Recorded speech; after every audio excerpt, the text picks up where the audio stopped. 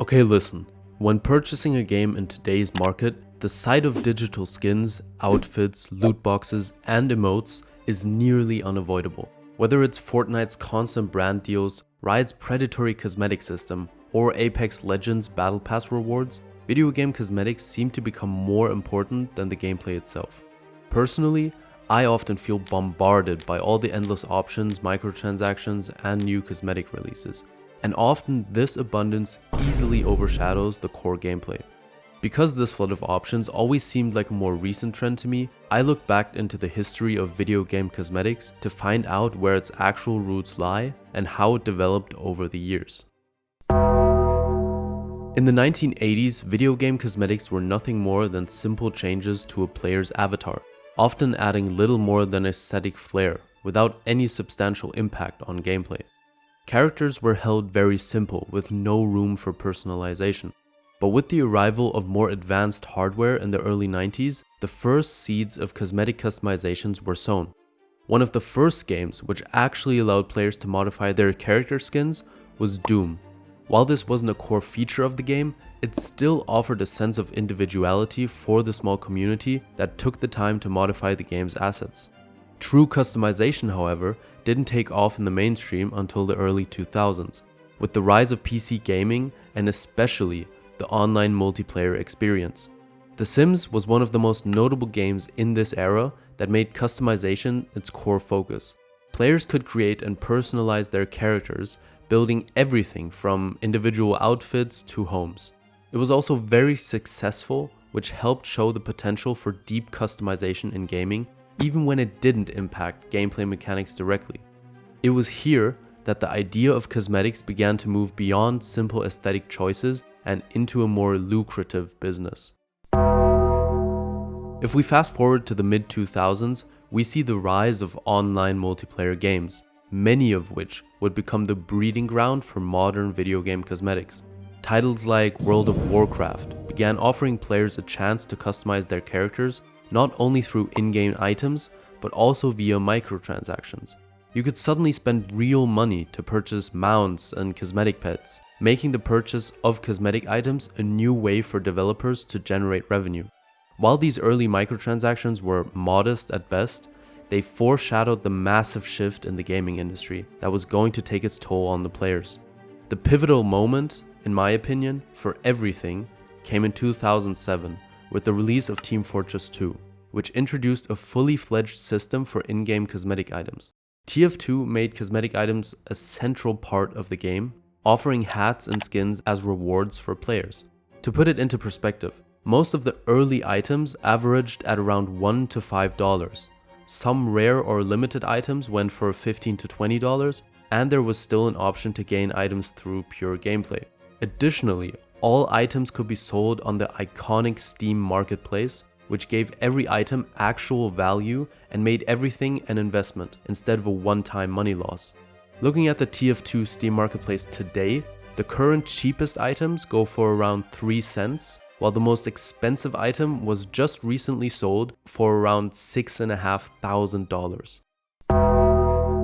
By the mid-2010s, the gaming world was shifting into the era of free-to-play and battle royale games, and this is where cosmetics really went mainstream. Fortnite is probably the most famous example that there is. The game didn't just throw a couple of cosmetic items into the mix, it made them a huge part of the experience. Players could now buy outfits, accessories, and emotes, but the real kicker was the constant influx of new cosmetics with each season. Battle passes became a massive part of the formula too, letting players unlock more cosmetics as they played. Suddenly, cosmetics weren't just a fun side addition to the game, they were the reason people played them. Games like Apex Legends and Call of Duty Warzone followed suit, using seasonal content and battle passes to roll out new cosmetics regularly. These games tried keeping the excitement up with constant updates and collaborations, further blurring the line between in-game items and gameplay. What started as simple personalization quickly became a core part of how these companies made their money. Fortnite today is still looked at funnily by a lot of people, as it has taken the addition of features too far in many eyes. I personally also stopped playing because of the incredible oversaturation in the game, The business model, however, is to this day still one of the most consumer friendliest of our time. Their battle pass offers you more currency than you paid for, essentially giving you more value than any other modern game would dare to give their players nowadays. Looking at the average prices in comparison, the items can vary between $5 and $20, although some crossover bundles with brands can reach the $30 range. Now, one of the most controversial additions in gaming has been the implementation of randomized loot box rewards that only give players a chance at receiving their desired item. Games like FIFA Ultimate Team Mode, CSGO, and Overwatch popularized these systems, making them a central part of their revenue stream.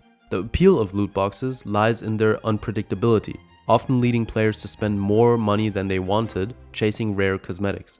To put it into perspective again, if you were looking to gain one of the best cards in FIFA 22 through pure card pack luck, on average, you would have to purchase 847 jumbo rare player packs, which totals to around $13,500. To create the best team in FIFA 21, an analysis indicated a rough expenditure of $50K. This practice obviously drew a lot of criticism because it's pretty much just gambling. Countries like Belgium and the Netherlands even introduced laws to regulate or ban loot boxes entirely because of the effects that it had on kids. Despite the backlash, however, loot boxes remain dominant in some modern games, though many companies have begun to shift towards direct purchases and battle passes instead. Personally, I find that as long as there's an open market for items like in TF2 or CSGO, where you can buy or sell all items, my issues with it are greatly reduced, since all purchases can be seen as real-life investments with value instead of one-time money losses for the player. Today, microtransactions and cosmetic pricing models have evolved into a fine-tuned business strategy. Developers mainly focus on balancing low-effort, free content with premium purchases, making sure that players remain engaged with mid-tier games while also enticing them to spend more and more money. Valorant is a prime example of this, offering skins that include rather simple animations and sound effects, although selling these skin bundles as premium content and charging up to $100. It's a constant stress test of how much players are willing to pay for pure aesthetic upgrades. Ultimately, video game cosmetics and microtransactions will never disappear. Whether they enhance our gaming experience or take away from it largely depends on how developers choose to implement them. While some games have successfully balanced monetization with player satisfaction, others have absolutely exploited their fans with predatory pricing tactics. The question remains, how far will you let them go? How much is too much in your opinion? And when will people put the actual gaming experience over short-term dopamine boosts? Let me know what you think about this in the comments, and I'll see you in the next video.